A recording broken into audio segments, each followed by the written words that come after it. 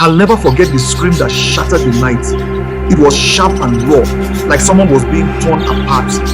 I was sitting by the fire, listening to my grandmother tell one of her old stories. When it pierced the air, everything stopped. The crickets, the wind, even my grandmother's voice. "It's her," I whispered, my heart pounding. "It's Alima." Everyone in our village knew Alima. She was 20, beautiful, and worked harder than anyone else. But Alima's life wasn't her own. Her stepmother, Saida, hated her with a venom so fierce it could make your skin crawl. Saida's own daughter, Zawadi, was Alima's age, but couldn't have been more different. Lazy, mean, and as selfish as they come. Saida spoiled Zawadi rotten, while Alima was treated like dirt. It started as little things, extra chores, no food until the work was done. But Saida's hatred grew darker over time. She whispered lies into her husband's ears. "She's cursing our family," Saida would hiss. "Your daughter brings bad luck to this house. Everyone knows it." At first, Alima's father brushed it off. He loved his daughter, but Saida didn't stop. Every day, more poison. Slowly, her woes took root, and he began to distance himself from Alima. But Saida didn't just want Alima to suffer. She wanted her gone. That day, I noticed something strange. Saida was in the backyard talking to a man I didn't recognize.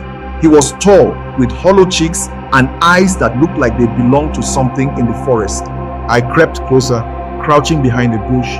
"Are you sure the spirits will take her?" Saida asked, her voice low and shaky. The man nodded.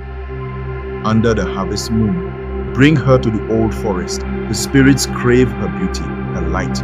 They will reward you with riches beyond your dreams." Saida's lips twisted into a smile. "And no one will ever know?" The man's laugh was like dry leaves rustling.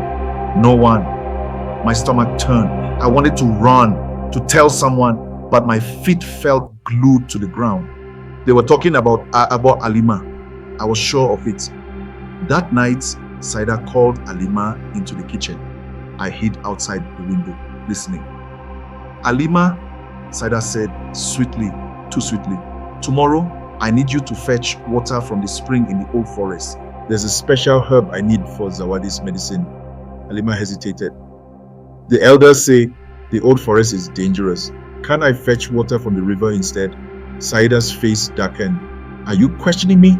After everything I've done for you?" Alima lowered her eyes. "No, stepmother, I'll go." "Good," Saida said, her fake smile returning. "And remember, leave at dawn. Don't tell anyone where you're going. It's a special task just for you." The next morning, I followed Alima into the forest. I couldn't let her go alone. The air grew colder as we walked, the trees thicker and darker. Alima didn't know I was there, hiding in the shadows.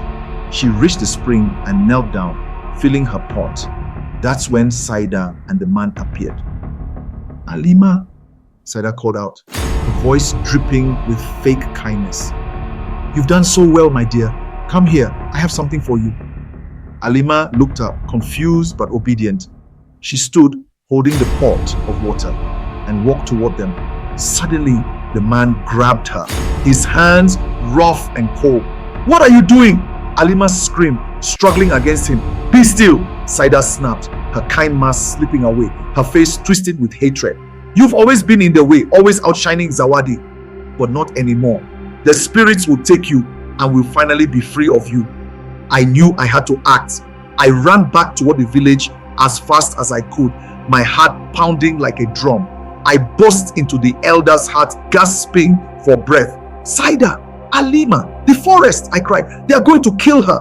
The elder's eyes widened. He grabbed his drum and began to beat it loudly. The sound echoed through the village, calling the men to gather. We found them deep in the forest.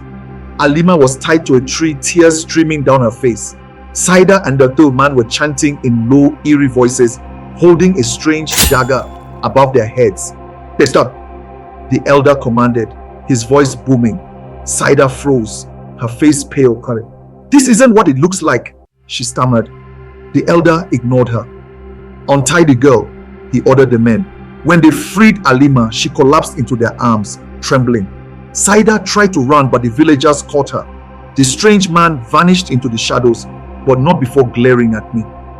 "You'll regret this," he hissed, his voice chilling me to the bone. Back in the village, Saida's lies were exposed. She and Zawadi were banished, but the damage was done. Alima couldn't stay. She left the village, her heart too broken to remain in the place where she had nearly lost her life. To this day, no one goes near the old forest. They say the spirits still wait there, hungry for the sacrifice they were promised. And sometimes when the wind blows just right, you can hear a woman's scream echoing through the trees. Thank you for joining us on this emotional journey. Stories like these remind us of the power of truth, resilience, and justice.